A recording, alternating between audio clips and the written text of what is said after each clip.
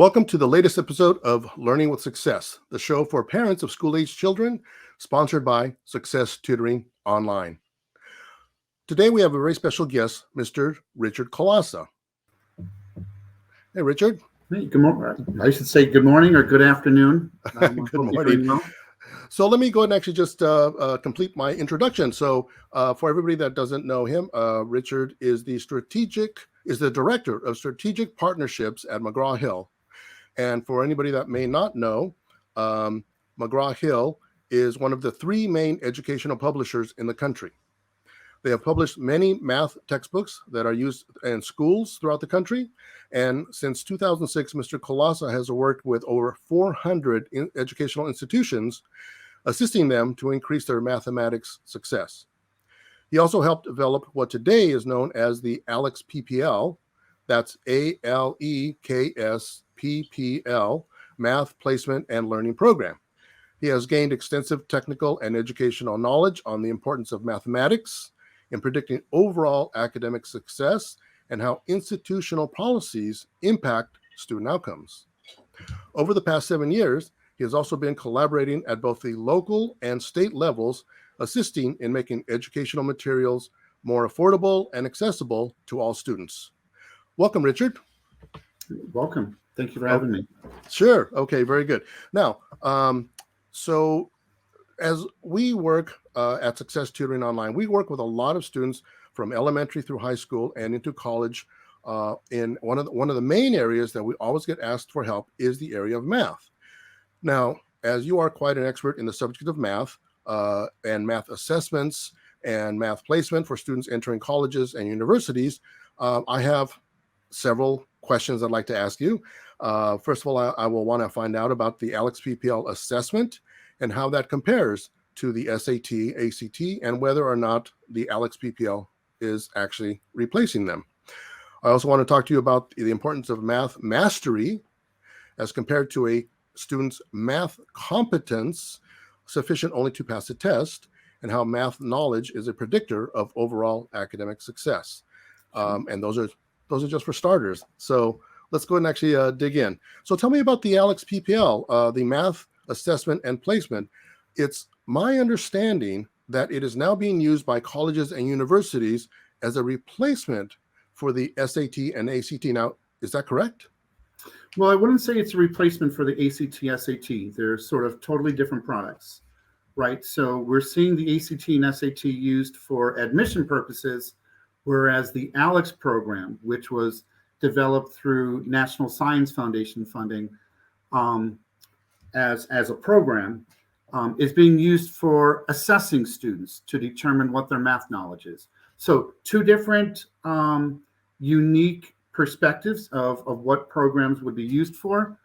So I wouldn't say that we're replacing the ACT, SAT as much as we are providing stronger guidance for faculty and administrators for assessing students and the knowledge students have entering into a college.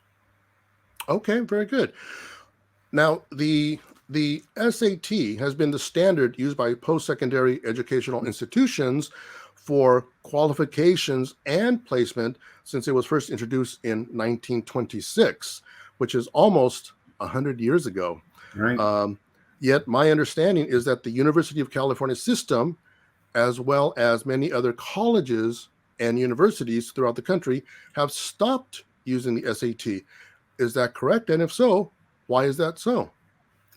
Yeah, I'm going to agree with that. We're actually seeing that as a trend around the country. In fact, entering into 2022, the fall of 2022, there were 18 colleges and universities that made the decision to go test optional. Now, test optional meaning that it was up to the students to determine whether they wanted to send in an ACT or SAT score or not. Obviously, students who performed very well on the ACT and SAT, they were sending them in.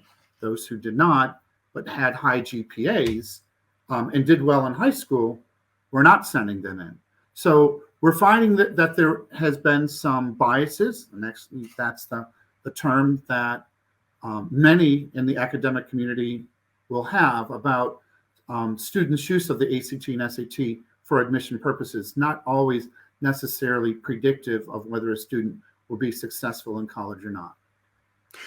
So when you say biases, how do you mean? How do you mean? Um, Black and brown students and students from underserved areas have historically performed lower on that exam than students from more prevalent areas. Got it. For a multitude of reasons, but not necessarily evaluating the aptitude of the student themselves of whether they could be or would be successful when they entered a college. Okay. All right. Well, now you did explain that they were the ALEKS PPL is not like replacing the SAT, but now, so how does the ALEKS PPL compare with the SAT and the ACT? Yeah, I think that's a great question. So we're very different in how we assess students. So if we think about the ACT and SAT, they're multiple choice exams. They really don't go into the same type of detail that ALEKS would go into. ALEKS is an open-ended math assessment. It adapts based on how students are answering questions. Not only if they answer question correctly, but even if you had a common error as you're answering a question, it will adapt in a different manner. Whereas if you're taking a multiple choice exam and the answer is A, B, C, or D, there's really not much you can state about that student's knowledge state. So I want to use this, though, not as a means of evaluating our competitors on this, but really evaluating what ALEKS has brought to the table. So I want to use this as an example, Armando. If I asked you, a student scored a 24 on the ACT, in fact, any math faculty, what can they say a student knows? Well, probably that he scored a 24. Not much. Yeah, we can tell you that they scored a 24, but we couldn't tell you what is the knowledge that the student has. If you take an ALEKS assessment, we'll break it down to the granular level concepts about what you know and what you don't know, but we'll also be able to provide a directed study plan for students if they needed to just brush up on specific topics. They have the ability to do that. ALEKS provides those types of diagnostics and also those types of services for students to refresh. They're very different programs in how we assessed, and also though the diagnostics we're able to provide back. Okay, very good. So now, then, is the ALEKS PPL the only assessment and placement test that's being used by colleges and universities? I'm not saying it's the only one that's out there. There are other programs out there like AccuPlacer. But I will say we're the only program with third-party efficacy, published research, not done through McGraw-Hill, who's the owner of ALEKS today. But we are the only product that has third-party efficacy published data about the outcomes that we have in the classroom. Okay. So is there anything further that you could say in regard to the comparison of the ALEKS PPL with some of these other assessments? Sure. I don't think I would use ALEKS as an assessment for the evaluation of whether a student should be entering a college or not entering a college. But it has provided great information and data to schools, both for STEM majors and non-STEM majors, of which course they should start at. And one of the trends we're seeing across the country, but especially in California, is the need to, or actually the legislation asking students not to teach non-credit bearing courses. We see that at both the community colleges. We'll see that in the CSU system and the UC system. What ALEKS provides is an opportunity for students to brush up on topics to refresh and be prepared for those college courses, whether it's a co-requisite course, whether you're going into quantitative reasoning, statistics, college algebra, all the way through calculus. ALEKS will provide every single student the opportunity to not only have an accurate assessment, but also be able to remediate, to have that opportunity to build up to those courses. Very good. So now at Success Tutoring Online, we still get requests from families to prepare students for the SAT and ACT. And as far as I know, the College Board, the board that has administered the SAT for so many years, is still putting out the SAT prep books and is still scheduling students to take the SAT. So if it's not being used by a lot of colleges, or they're being fewer and fewer, why are they still promoting it? It's actually a great question. I think there's a difference between organizations and groups that want to provide documentation on how to teach to the test versus students walking away actually having knowledge and being able to apply it when they enter into the classroom. Two different objectives. If your goal is to just increase an ACT or SAT score for admission purposes, that's fine. If your goal is to pass your Calculus 1 course, ALEKS is your program. Okay. Well, this leads right into this next question, which is basically during one of our conversations, you said that math mastery is very different from just the level of competence a student may have for scoring well on a test. So what exactly do you mean by that? Yeah, we see this. By the way, we were all guilty of it when we went through college, right, you crammed for an exam. Your goal was to earn an A in that course. And then 2 weeks later, if someone said to you, what was that course about? You would shrug your shoulders and say, I'm not quite sure. That was 2 weeks ago. Exactly. That was 2 weeks ago. I'm going on to the next course. ALEKS is a mastery-based program. And actually, if for any student or faculty member, they definitely will understand this. If your goal is to move into to become a STEM major, actually, I'm going to say for any application in mathematics, being able to not only learn a topic, but being able to recall and apply that application is critical. It's critical for students going into chemistry, going into physics. If you want to be a nurse, whatever that major may be, being able to recall and apply what you have learned is critical. And actually, all faculty, no matter if you're in mathematics or not, that is the goal of the faculty, to actually inspire that student to be able to apply that knowledge, the maturity level of the students and their education. That is what ALEKS brings to the table. It's not about, did I score X on here? What is my score? How does it compare to other students?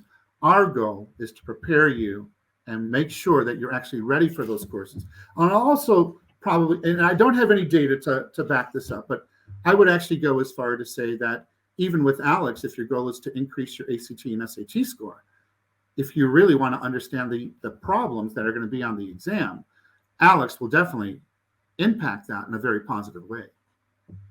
Very good. Yes, I talk to students and parents all the time about we always approach things from the viewpoint of trying to make sure students actually understand the material, and from the viewpoint of being able to apply it. Okay. There are different levels or gradients of understanding, from suddenly a person has a bit more familiarity with it. Okay, good. And then later on, they can, let's say, follow along with what a teacher or tutor is doing. Okay, that makes sense. Doesn't mean they can do it themselves. And then later on, they can actually maybe do some of the problems if they've done enough repetition. But that still doesn't mean that they can actually apply it for real life, actual problems or situations in life. And that, to me, that is what actually learning is all about. Correct. And by the way, we're starting to see a big change in mathematics, including, it was actually one of the legislations that was up in California where they were looking, including in the K through 12 area, of promoting the teaching of quantitative reasoning, meaning mathematics that's actually applied to everyday life. So students can apply those applications in a stronger setting. We believe in that. And we think that those types of applications and those types of course structures and pathways are meaningful for students. Yeah, very good. I often try to, really simplify the whole concept of, learning as opposed to knowing about, as an example. And one of the examples I give is, if you have learned how to ride a bike, that means you can ride a bike. If you have learned to play the piano, then that means you can create music. You can yeah, play the piano and create music. Learning how the fingerings for chopsticks on a piano does not mean you have learned the piano. And that's the same thing for math. Some students sometimes, because of the push for just getting that grade, will memorize, and okay, they have then learned to follow the directions or steps for that particular type of problem, but that doesn't mean they can actually really use it. Correct. Yeah. So now you also said that math mastery is an indicator or predictor for a student's overall academic success. Now, how is that? We see this in research across the country that a student's first course in mathematics, passing or failing it, is one of the greatest predictors of a student not just graduating, but returning the next semester for multiple reasons. And it depends on whether we're talking about a 2-year school or 4-year school. But it has been a very strong predictor that we see in research around the country. It's normally it's interesting. Mathematics has one of the lower percentage of students with majors, but yet it's the foundation of every single campus. So no matter what your major is, you're going to take a math course. And even if you're not a math major, if you're a STEM major, you're taking mathematics because it's going to be applied in other courses. And so it's sort of the foundation of every campus across the country. Right, right. Very good. Now, what about students that will not be going into a major that is not math or engineering or medicine or in any of the physical sciences? Now, how does math mastery actually help them? It actually just gets back to studying in general, of how your mind processes applications. So it doesn't make a difference if it's a math topic or not. Your ability to look at a question, evaluate that question, and what is your mindset of what is the strategy you're taking to solve that application? It's something actually you don't just use in the classroom, you'll wind up using in life.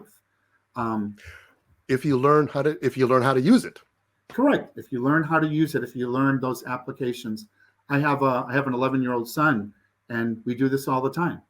And yeah, he's young, but it's interesting how he's applying his learning strategies to other disciplines that Yes. he has in elementary school. Yeah, it's what I call learning how to learn. Correct. Yeah. So now my first show was all about the what has become known as learning loss. Now, so what is your take on this idea of learning loss, and how does the ALEKS PPL fit into this? This is a great question, and it's one that has nothing to do with students' aptitude. We were in a pandemic, and there were a lot of students who were out of the classroom.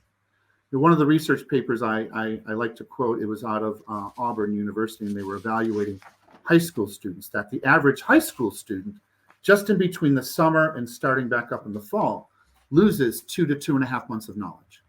So imagine us now in the pandemic where we weren't face to face. And we're seeing this across the board, but yet at the same time, it impacted all students, but it actually had a greater impact on certain students, certain demographics of our society. Those who didn't have internet access, those who didn't have computers. We're seeing it quite a bit around the country. And so what we're doing is we're working with, actually the CSU system is one of them, where we have worked on summer bridge programs. What can we do to be proactive to help students refresh some of those topics that they may have lost? We're not saying that they didn't learn them, that they didn't see them at one point, but they haven't seen them in 1 year or 2 years or 3 years down the line. By the way, for returning adults, it's actually a really big deal. You have, like at the community college level, you have the average age of a student, 27 to 28 years old. They've been out of the classroom a long time. And I'm agreeing with what a lot of the legislators are saying. Hey, there's a lot of students going into non-credit bearing courses, but at the same time, that's where they're at. Now, does that mean that we should put them into courses? Maybe not. What other ways can we help students remediate that doesn't require paying tuition, paying for textbooks, paying for other materials. ALEKS is a great program that we've been working with around the country, specifically in California, with developing summer bridge programs to help students refresh and relearn those concepts that they once knew.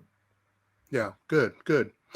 Now, usually to take the ALEKS PPL, a student would normally have to be enrolled in a post-secondary institution. So the family would have already shelled out funds to cover at least the first semester of college, which, depending on the college, could be quite a considerable cost. Now, as Success Tutoring Online can administer the same ALEKS PPL assessment that's being used by the colleges for a nominal cost of only $100, wouldn't that potentially save a family thousands of dollars, and depending on the college, possibly even tens of thousands of dollars? Now, Armando, I've been thinking about this, and I think we need to develop an application within ALEKS to show that figure. Yes, it is. It's an astronomical number. And actually, whether we're talking about a student entering a course or just thinking about applying to a school, one of the ways that ALEKS PPL was developed, it was with it was an R1 institution in Texas. When we were developing the ALEKS PPL program, we were selling an individual assessment, and then we were selling a learning module, and then we were selling another assessment. And as one of the deans came back to us and said, it was a very discriminatory model. And I said, well, what do you mean by that? And he said, well, anyone that walks through the door should have the same opportunity to have access to the learning module all in one bucket, but at a significantly less cost. That's actually how the PPL program came about, was through collaborations with institutions around the country. So today, students would have 12 months access to the program for that single fee, rather than paying, take the ACT exam, then go pay thousands of dollars for an SAT prep module, then taking the SAT again and paying another fee. This is actually a very reduced price for students to relearn things. Well, plus, if there is any review or remediation that's required, that can be done before even enrolling in college. And absolutely. So that way you don't have to pay for, 1, 2, or more additional semesters, so that you can then enroll finally into the actual math course that's required for the major you'd like to get into. I know we're talking about the cost of tuition and other items there, but you can't even put a price of the tag of the time tag. A student taking 2 courses that they otherwise may have been able to skip, you can't even put a price tag on time, Right. Much less the cost of paying for those courses. Right, exactly. Now, as we are only a couple of months away from the end of the school year, I've been promoting to families that they should have their high school students take the ALEKS PPL with us, so that they, if they do need a review, they can do that over the summer. Now, what do you think about that idea? We're encouraging it. We're encouraging this around the country. And whether a student is in the state of California or heading to another institution in Nevada or Arizona, wherever you're going, there's a very good chance that the schools that these students will be attending will be using ALEKS PPL as the assessment. The sooner you can get the students involved, the stronger they're going to be, and the better performance they'll have once they do arrive on campus. Exactly. Very good. So, all right, well, very good. Now, is there anything else that you think families of middle school or high school students should know about the ALEKS PPL or college or math in general? Again, there's a lot of changes taking place in mathematics around the country. Some are a little controversial, and yet at the other times, I think there's some that make sense. So as an example, different types of pathways. What direction is a student going to go once they enter college? Which is actually, I find to be a really interesting question, because I don't know about you. I graduated from college and I still didn't know what I wanted to do. What am I going to do? And yet we're asking students at the age of 14 to 16 years old to make these decisions. Right. What I can say is and I talk to my son about this all the time. Don't let the education system dictate which direction you're going to go. If you decide you want to be a STEM major, you can. If you decide you don't want to be a STEM major, that's totally fine too. But don't let math be the area that dictates which direction you go. You make the choice of the direction you want to go. And I always will say, whether you decide to go a STEM route or not, using algebraic concepts or more quantitative reasoning type concepts, these are going to be concepts that you're going to have for the rest of your life.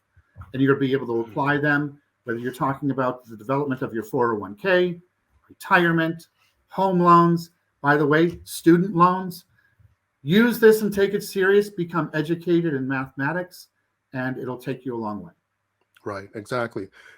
So there was another point I was as you were talking, I thought of this, and now I can't remember exactly what that was.